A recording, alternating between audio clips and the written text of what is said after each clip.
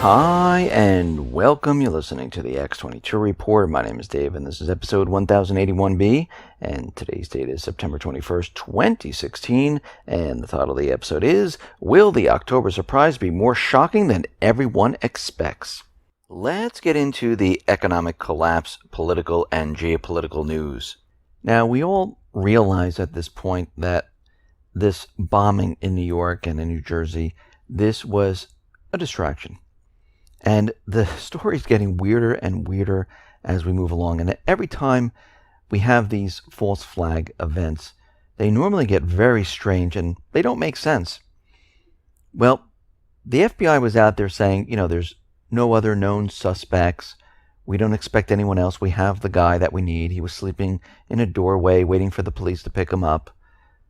And we can see right now the FBI is asking the public for assistance in locating two unknown individuals.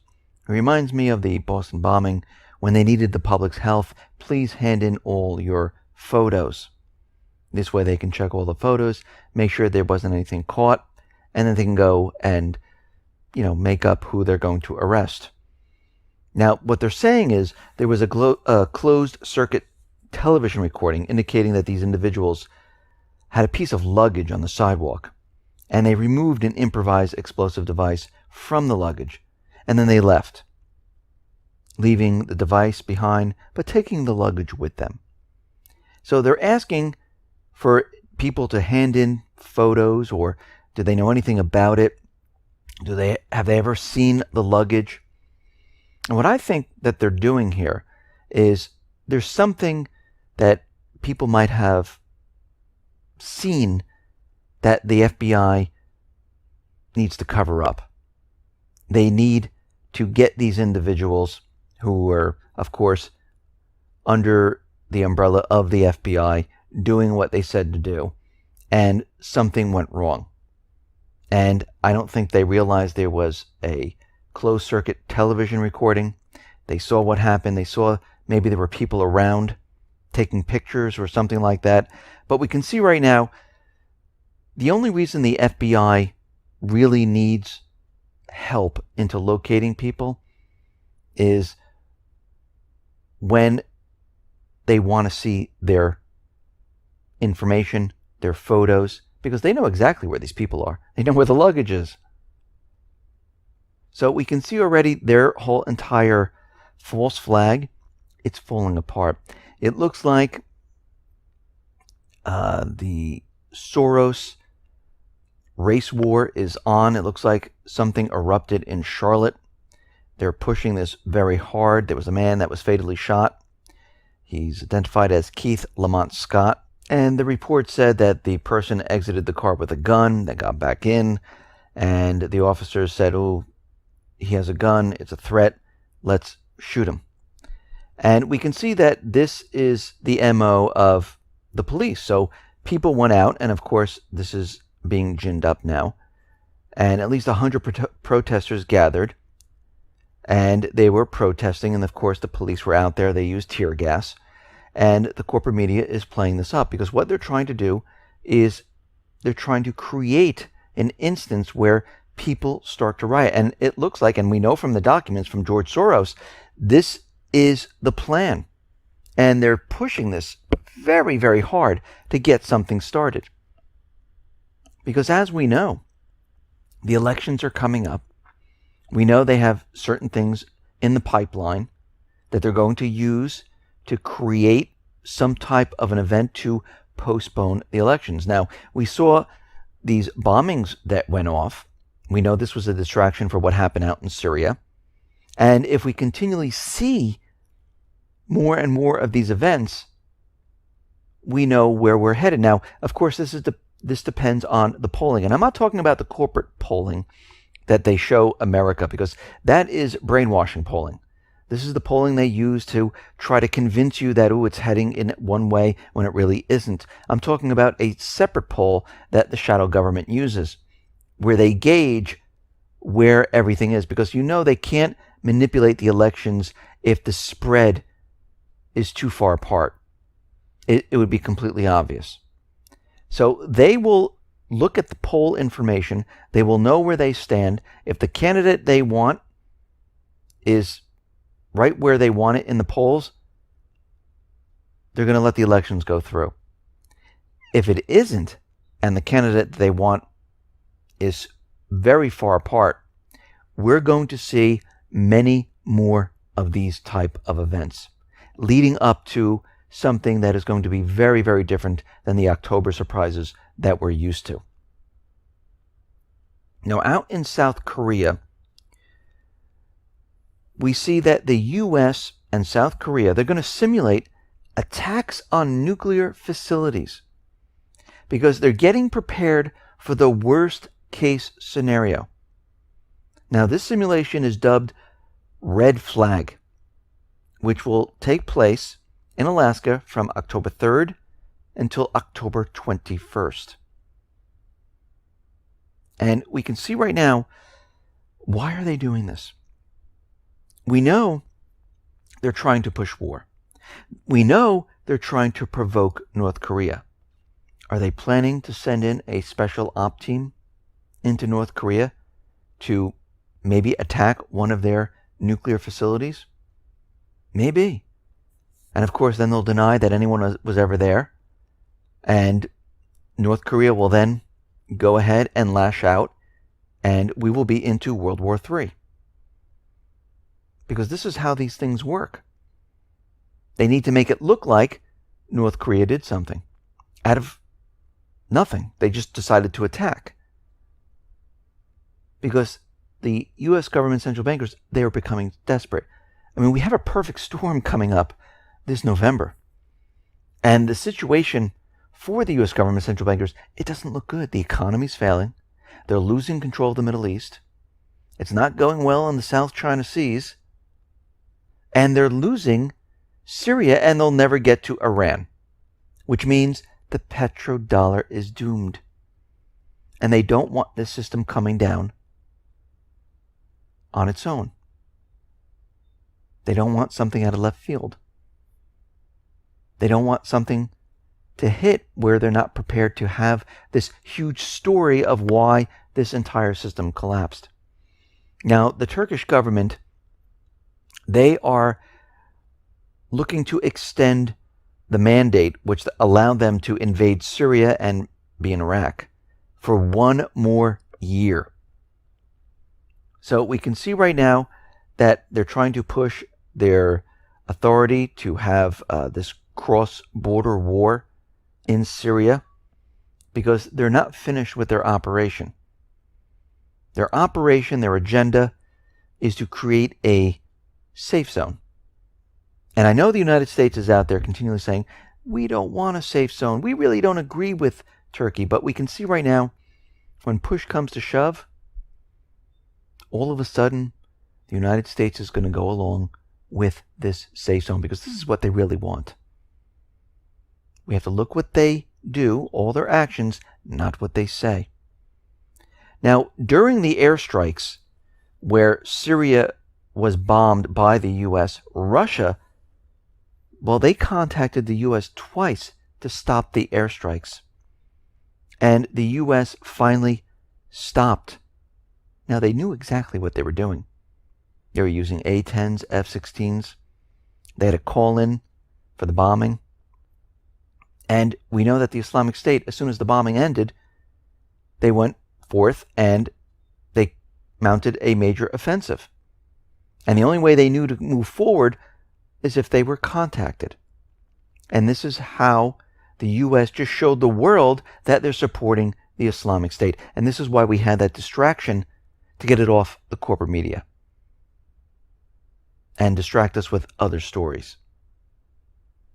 So we can see right now the U.S., well, their backs are against the wall. Now, the U.S. is out there, and you see it all over the corporate media, where they're pushing the idea that Russia bombed the UN humanitarian aid convoy. And we can see right now, even if Russia didn't do it, the U.S. is saying, we're still going to blame Russia, which makes no sense whatsoever. But Russia is out there with Syria saying, we were not involved with this whatsoever. Now, the Russian Defense Ministry, they published a video of the convoy. And if you want to see the video, you can come to the x22report.com site, click on the episode, and scroll down, and you'll be able to see the video. If you're on YouTube, you'll see the video there. Now, what we're seeing right now is that Russia produced this video. They had drones flying above, monitoring the convoy, and it shows an SUV carrying heavy mortar with the convoy. And when they're looking at this, they're saying that there really wasn't a bombing. It looked like fire. And we can see right now that something else might have happened. Now, of course, the U.S. is out there, and they're saying that, no, this was a bombing, they attacked it. But the UN already changed its assessment of the incident, and they're not calling it an airstrike anymore. They're just calling it an attack. So that is very different. Now, Russia is out there, and they were monitoring the entire situation, and they're saying that the U.S. had a drone in the vicinity of the humanitarian convoy. They're saying on the evening of September 19th, in that specific region, a drone belonging to the International Coalition was there because it took off from the Incirlik Air Base in Turkey, was flying at a height of about 3,600 meters, and traveling around 200 kilometers per hour. And that object was around the area of the convoy. And the video footage that they have, which they haven't released the second part, shows the convoy catching on fire. Now, Moscow just gave all the evidence to the UN Security Council, and Lavrov is out there saying that we need a full and impartial investigation into this incident. Now, we know the United States government central bankers, they don't want any type of investigation because they like to use propaganda. They don't like to use proof. They don't like to show evidence. They don't like to do any of that. They just like to spout it out there on the corporate media, and hopefully it sticks. That's what they do. Now, Russia sees what is happening. They are now sailing their Admiral Kutuzov cruiser to the Mediterranean, and it will join up with their other ships. They have about 6 warships and 3 or 4 support vessels from all fleets in this area. So it is heading to this area to support Syria. So the question is, why is the U.S. pushing this story that Russia and Syria bombed the UN humanitarian convoy, even though the UN said it was not an airstrike, it was just an attack of some sorts? They don't have all the evidence, but they can tell it wasn't an airstrike. So the U.S. is continually pushing the idea that it was an airstrike. Well, we got our answer today. We know, because we've been discussing this for a very long time, they're setting up a safe zone / no-fly zone / exclusive zone. They keep changing the names to confuse people. It is a no-fly zone because John Kerry was out there, and he's saying that Syrian Air Force should be banned from flying over territories held by the so-called moderate opposition. Well, just by saying that, he just admitted that the convoy was going through the moderate opposition area, because they're saying that Russia or Syria flew in and bombed the UN convoy. Why would it only be in the moderate opposition area that they don't want these jets flying? So he kind of messed up right there. And we know from the ceasefire talks, this is exactly what they were trying to do. They were trying to stop the Syrian Air Force from flying over the moderate rebels. And of course, Kerry is out there saying that, oh, we should do this because this will help us deliver humanitarian aid in northern Syria. But we can see what they're doing. Turkey cleared out all of this area. They're creating a safe zone. They want a no-fly zone in this entire area, because their agenda is still the same. Nothing's changed. And we know it has nothing to do with the Islamic State. Once the Islamic State is eradicated, the U.S. is not leaving the Middle East. Actually, Ashton Carter, Defense Secretary Ashton Carter, he already said that the U.S. military is going to stay in the Middle East even when the Islamic State group is defeated in Iraq and Syria. We're going to be here for a while because this has nothing to do with the Islamic State. This has to do with controlling the Middle East, keeping the puppet governments in power. Now, because of what happened here, Russia has issued new rules of engagement in Syria. What they're saying is any aircraft threatening the Syrian army will be shot down. That includes the U.S. coalition forces, Turkey, Israel. They are all in the crosshairs right now. Now, this might be a problem because we know that the U.S., Israel, the coalition forces, the central bankers, they will have them sacrifice one of these fighter jets to get the war started. They most likely will send someone in to get this war started. Now, of course, they're not just going to fly the jet in and then all of a sudden they're going to say, oh, look, we flew a jet in, we were attacking Syria, we were attacking Russia, and they responded to this attack. What they're going to do is they're going to make it look like Russia and Syria just attacked. And we can see right now they will try something like this to get the war started. Because we can see right now the United States government central bankers, they have no alternative. They're going to be asked to leave Syria. There is no reason to be in Syria once the Islamic State is removed. Actually, let me correct that. The United States government and all the rest of the coalition forces should have never been in Syria. They invaded a sovereign country. But you know that Russia and Syria, once the Islamic State is gone or very close to being gone, they're going to say, there's no reason for you to be here. Please leave. What does the U.S. do at that point? Do they say, okay, let us pack up and go? No. They need to create an event before that happens. And this is why I'm saying this October surprise is going to be much, much different than any other October surprise that we've seen. It's all dependent on many different factors. But when we look at the geopolitical indicators, when we look at the economic indicators, we can see the U.S. government central bankers, they're not going to have a choice. Because what's happening in the Middle East affects everything. So when we look at the polls, and I'm not talking about the corporate polls, I'm talking about the shadow government, the elite polls, they're going to be looking at that. They're going to be looking at the situation in the Middle East.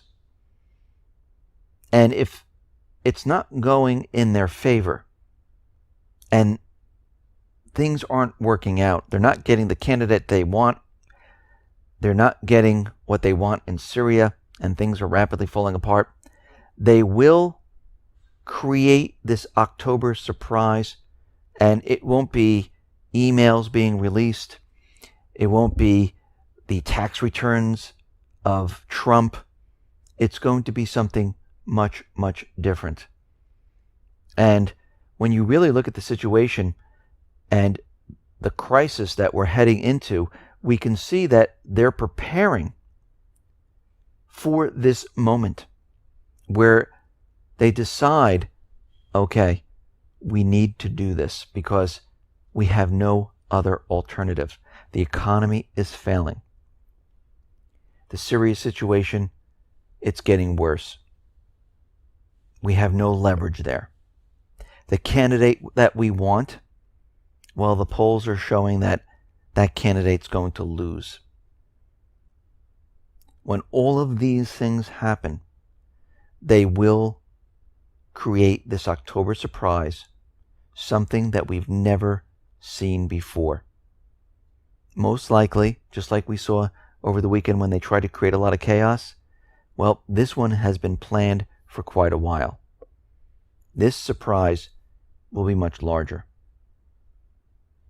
And we can see this happening in multiple cities around the country. We can see it happening in Europe. We can see it happening everywhere because they will need to do something. Now, remember, we're looking at the indicators. We're looking at what is happening right now.